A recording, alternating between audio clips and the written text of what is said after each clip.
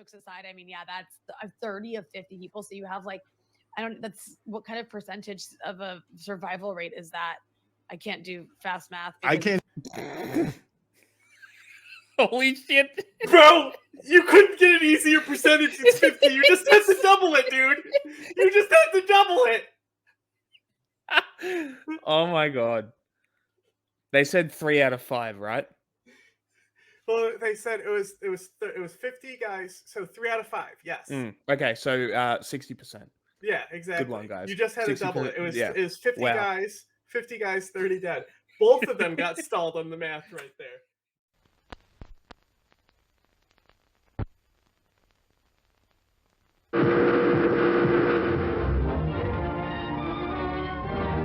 This is the U.S. intelligence agency, Mind Control.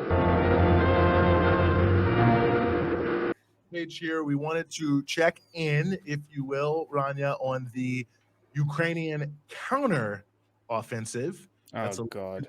Going on now. As you may or may not have heard, it doesn't seem to be going all that great. It seems to be pretty stalled, but all you see in the U.S. media is basically just that. They have the tracker at the bottom. Remember how I was saying that was fucking obnoxious on that other shitty thing happening, that Ukraine's doing like basically okay, even though it's not going as well as they wanted, and that somehow, some way, even though it's basically going okay, they need more money and more weapons. I believe there's a new $300 million package being discussed, I think, in the United States. Spain, big spenders, sending 4 tanks to Ukraine. I mean, that's gonna be a game changer. I just thought, like, wow, like, are you? What's the point of even doing it at this point? But anyway, and obviously, you know, a number of ongoing issues in terms of where the war is going to go. When is it going to end?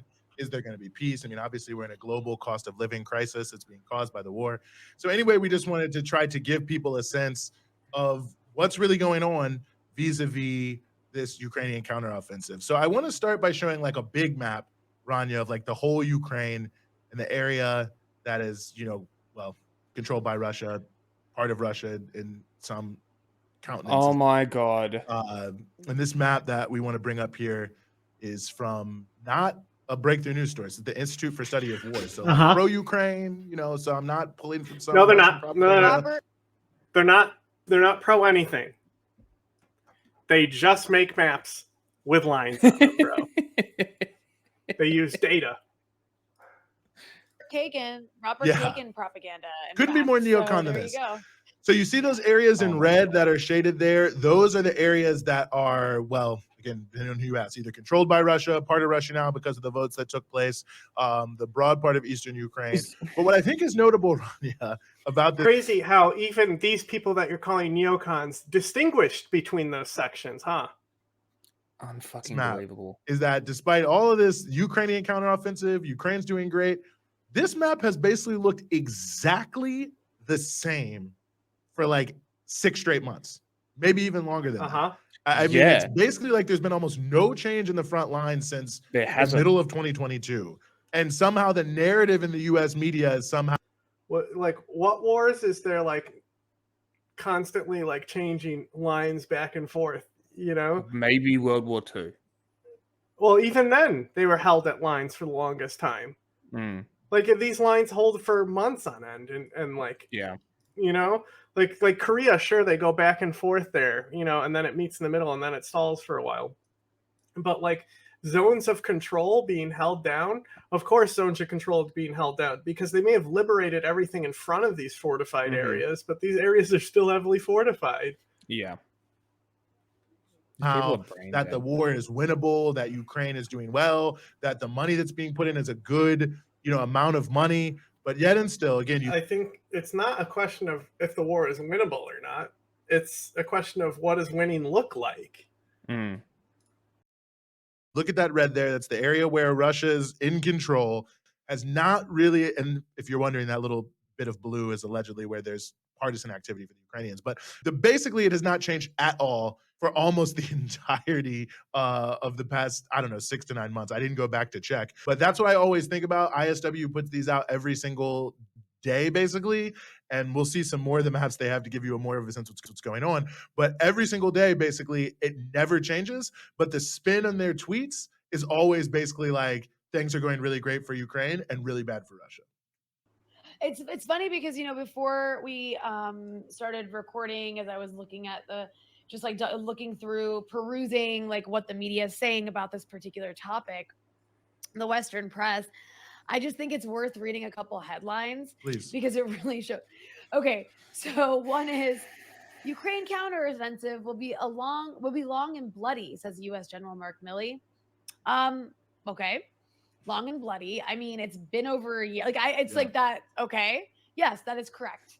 It's going to be long and bloody. That's then, you know, Ukraine war, the lethal minefields holding up Kiev's counteroffensive. So like that's blaming the fact that Russia has massive minefields. That's making it harder for Ukraine to win. That's the BBC, the Washington Post. This is my favorite. Ukraine's top general wants shells, planes, and patience. So it's just like you read these headlines and it's clear that there's it's like there's not even trying anymore. They're just like, yeah, it's going to be long and bloody and Ukrainians are going to continue to die. Looking at this map, it's unwinnable. Like I hate these unwinnable. People. It's Russians are continuing to die too, honey. Sustainable. I hate these people so much. Ukraine, I know. Hezbollah is a terrible organization. Counteroffensive. Oh my God. NATO official says. It's just like you can sense the fact that like they're all very well aware. It's either Ukraine begging for more weapons, some Western country saying we're going to give them more weapons, or like some media outlet headline that's justifying why nothing has changed and why it's just going to continue to be bloody and horrible. Because that's just the way it is and it has to be.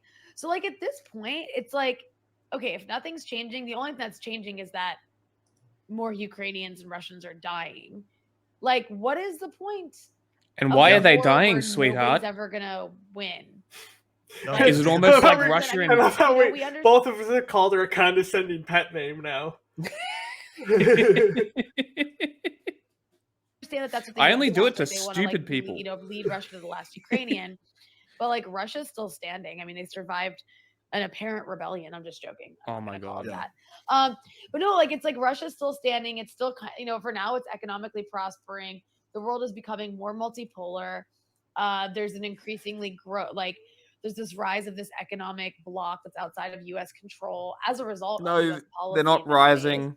And meanwhile, it's like, what is NATO getting out of it? They never will. What is the U.S. getting out of it? Shut the fuck up. Quite see it. And certainly Please Europe stop isn't talking. getting anything out of it. Europe is actually oh my God. becoming weaker as a result of all this. Yeah. Europe is becoming weaker because of all this. If you couldn't have said anything more dumb. NATO has literally gotten stronger. Yeah. Europe is getting stronger. They're rearming. They are building their military in response. Russia has fucked up more than they fucked up in a long time. These people are idiots. No, well, they're paid. Sure. Before she was here, she was saying that Assad was a monster. Interesting. Weaker, and you know it's going to go long and oh, Brianna something. She's Hezbollah, dude. And bloody, as you said. By Hezbollah. That's what this. General Mark Milley, I think, he's about to actually step down from the U.S. military, and I mean, obviously, you know, you never really get much of a sense of what exactly is happening. There's a Washington Post article recently that was embedded in.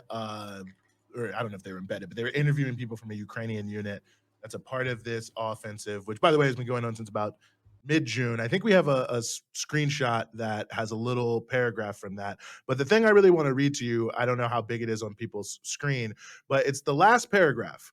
And it's talking about when they were out fighting. It says, there were fewer than 50 men in the unit, he said, and 30 did not return. They were killed, wounded, or captured by the enemy. 5 of the unit's armored vehicles were destroyed within the first hour. 50 men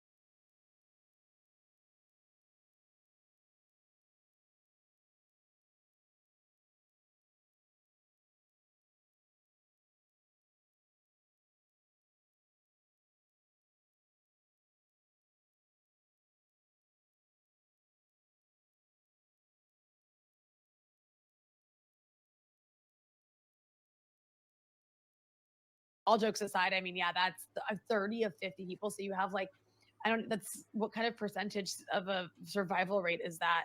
I can't do fast math. I can't. Holy shit. Bro, you couldn't get an easier percentage than 50. You just had to double it, dude. You just had to double it. Oh my god. They said 3 out of 5, right? Well, they said it was 50 guys, so 3 out of 5. Yes. Okay, so 60%. Yeah, exactly. Good one, guys. You just had to double it. It was 50 wow. guys, 50 guys, 30 dead. Both of them got stalled on the math right there. That's awesome. That's how little their brain can actually process free independent thought when they get stumbled on math. And so all jokes aside, this is the first people who AI will replace, by the way. Yeah. And the AI will know how to do math. Yeah, that's 30 of 50 people. So you have like, that's what kind of percentage of a survival rate is that? I can't do fast math. I can't either, but it's high. Not good. It is not good. That is a 2 high 2 is 4 rate quick of maths. failure and death. And that sounds pretty horrendous. And at some point, like, you're just like killing off by continuing this war. You're like making sure that like a significant portion of Ukraine's male population is going to just like. You hear that, Ukraine? Just give up. Women are also fighting. Yes, sweetheart. Princess.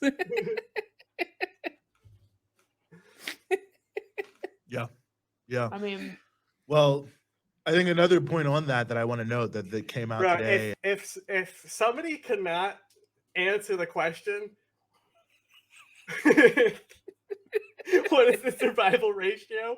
If 30 out of 50 people had casualties, and it wasn't just that was just injured, killed, or so. You could get technical with it, but so if somebody cannot do a thing that's basically on the level of easiness of 2 + 2, if they can do that, you should not get any takes from them because they clearly have like no brain. Fucking awesome. This is what it does to you. It fucking lobotomizes you. Well, what brains do they have? Worms? What worse? Empty skulls. They're just lobotomites, dude. And we want to bring up a couple things from the New York Times here. Is the U.S. is now saying they're going to provide cluster munitions. I was waiting. I was like, how are they not talking about the cluster munitions and all of this? Can we talk about how Russia's been using them since the very beginning? 20 nations. Dude, did you see the thing? Russia was like, well, we'll use them if you send them. Oh my god. They actually responded with that. That is unbelievable here. I guess it's still to some degree expected, not 100% confirmed. I mean, of course, the United States, nor Russia for that matter, if you want to talk about it, ban cluster munitions, but they're sort of... At this point with the cluster munitions, they're going anyway. As a person who's always been against them, I'm at the point where it's like, well, we'll see if they can live up to the standards that they put forth about how they need to disarm them anyway. And like, you know, because the responsibility now, Ukraine misplaces just one of those cluster bombs that like, Russia's going to be out there throwing children on top of undetonated cluster munitions and be like, look what Ukraine did with their bombs. That's literally what they're going to do. Even the countries have not been. Yeah, even that, like, you remember that one like picture where it's like the girl with Down syndrome who died and she's like underneath the stroller? That shit was rough to see. Yeah. And there was a video of that too. Yeah, that's what makes that one really rough. Ban them. You know, people are so about using... Remember when they used cluster munitions on like people just waiting outside with their luggage? Yep. Remember when they used them on a church and it said people? Yeah, it said people, there are some on the people ground here. Or I think it said kids. I think kids inside is what it said. Yeah. And they leveled it, and then they built a wall around it so you couldn't see. And they erased the thing off the ground where it said "kids in here." Yeah, Russia's the good guys. They're not using cluster bombs directly on children. Them because they are, you know, so dangerous. I mean, it's a complicated thing, but basically, what you have with cluster munitions are little bomblets. I actually think we have a screenshot explaining from the New York Times in this article, like why they're so bad. But it's basically like you think of a big bomb but one that sort of essentially breaks into a lot of little bombs. Big bomb go boom. Over a wide cluster bomb area. split into And little so, one who will go they also little have a really bomb. high failure rate too. So sometimes they like don't really explode, and then they cause problems later on because they're there. It is for Russia. That's the big thing that we would see in Syria is like and Yemen. Is that there was so little education. I mean, because it's not like the streets are clean and stuff. There's already junk around and stuff, and like there's so many videos of people bringing these cluster munitions back to their house and like showing them off and stuff, and they just blow up in their hand and kill them and stuff. Crazy. Yeah, and like kids would think it's a ball. It's a shiny like metal ball. There's not enough, and so there's been a lot of like on the ground education where like people would come in and try to like teach the kids then like don't pick up shiny metal balls and stuff like that. In the ground for some times, but basically cluster munitions are known for having a huge impact on civilians, children specifically. And that's what this is here. Yeah, there you go. She knows. Well done. They said two accurate things in this part video. of the article is, aren't these things illegal? But yeah, it's like they're bomblets designed to explode or ignite upon hitting the ground. Historically, the failure rate is the highest among classes of weapons with lasting and often devastating consequences for civilians. According to humanitarian groups, a fifth or more of bomblets can linger, potentially to detonate when disturbed or handled years later. So the way they fall over this broad area hurts a lot of civilians. A lot of them don't work, which means that, kids, that's really who's picking a lot of these things up, will pick them up 10 years from now and blow their hands off. It's really one of the sort of worst weapons. So like I said, I think it's 120 countries that have banned cluster munitions. But again, even the countries that have not banned them usually are relatively do not use them usually 9 times out of 10. Sometimes Except they for do Russia. because they know that the backlash around using cluster munitions. They're not going to tell you that. There's no backlash for Russia using them. Despite everything that's happening, the U.S. is giving them. Oh, so she's implying that the U.S. can just use cluster bombs, even though they don't. They don't because there will be backlash. But no, if only she knew she was actually speaking faith to Russia's use of them there. Well, it depends which country you are, of course, because I'm talking to you from a country, Lebanon, that in 2006. Oh wow, I wouldn't have guessed. Just before like the ceasefire went into effect, after the Israelis invaded and then failed in southern Lebanon, the Israelis dropped 4 million cluster munitions across southern Lebanon, and until years and years after, as soon as recently, every once in a while, like a kid, because they look like toys, they're very, very small. It looks like a toy, and a kid will be playing in like a field, and he'll pick it up and, like you said, blow their hands off. And then there's all these like NGOs that work to clear those kinds of munitions, which is useful and helpful, but it would be better if they just weren't used in the first place. Yeah. Because they wouldn't cause problems years later. I agree. Really unbelievable that's where we are, but that's where we're at. Is the Ukraine it is unfortunate, isn't counteroffensive it? basically stalled? Units being mauled and decimated, armored vehicles being destroyed, very little progress being made. 5 armored vehicles. You were able to find an article that quoted 5 armored vehicles destroyed. And rather than move towards peace, the U.S. is saying we're going to give you even more destructive weapons. So Ukraine was asking for them because Russia is moving towards peace. Devastation against Russia, which is all they care Russia about, leaving, not the lives of Ukrainians. I'll also note here, Newsweek is a very interesting article that came out, I think yesterday, maybe earlier today, Bill Arkin, about the role of the CIA in Ukraine and how they're all in Ukraine. They're inside of the country. They're working. They're helping on a number of different fronts. So America directly involved in the conflict. It's a very, very interesting piece. That's a piece of it right there, a screenshot we have there. I'll read it to you. It says, the CIA. Bro, they gave them strict rules. CIA aren't used to that, that's for sure.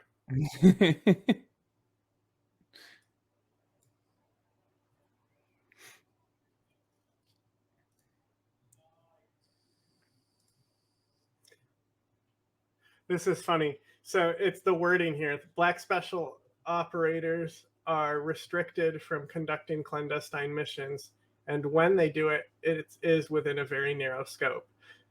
Okay, restricted, it doesn't mean banned, it's like we restrict it heavily. Black special operations refer to those that are conducted off books, right? It's weird that he said operators here and not operations, though. CIA has been operating inside of Ukraine under strict rules and with a cap on how many personnel can be in the country at any time. Black special operators are restricted from conducting clandestine missions, and when they do, it is within a very narrow scope. So I don't know how you're restricted, but then you can do it anyway. You're there under strict rules, but it also says in the article how the CIA can do things the military can't, because military personnel are basically restricted from being in the country because they're trying to say the U.S. isn't involved. It's a very interesting article from... I'd like to know what the clandestine missions are specifically. Yeah. Because like they could be like sabotage and scout missions, you know, where they're not even, where it's like you can't take a weapon because you can't, if you kill somebody, like if you get into an engagement, you're fucked, you're dead, bro. Yeah, but that's the risk that they take. Article in Newsweek, but basically how the CIA is playing a massive role orchestrating massive this war, okay massive is the way he lays it out, the logistics networks, helping them with the training, convincing other countries to get more involved, actually trying to convince some other countries not to do too much, all these different pieces, this shadow game that's... The CIA doesn't go out and like convince other countries to not get involved and stuff. It's not their going on here. It's really quite something, I have to say. So that narrative is so strange. Direct U.S. involvement, like it's a U.S. war. I mean, God. that's like, is that even a proxy war anymore? If you're just like, are you an idiot? It was never a proxy war. Wow, that's dangerous. It's a direct invasion from Russia. Imagine if Russia just never invaded, none of this shit would be happening. It's very simple. It's a very simple equation, but you can't do basic math, so.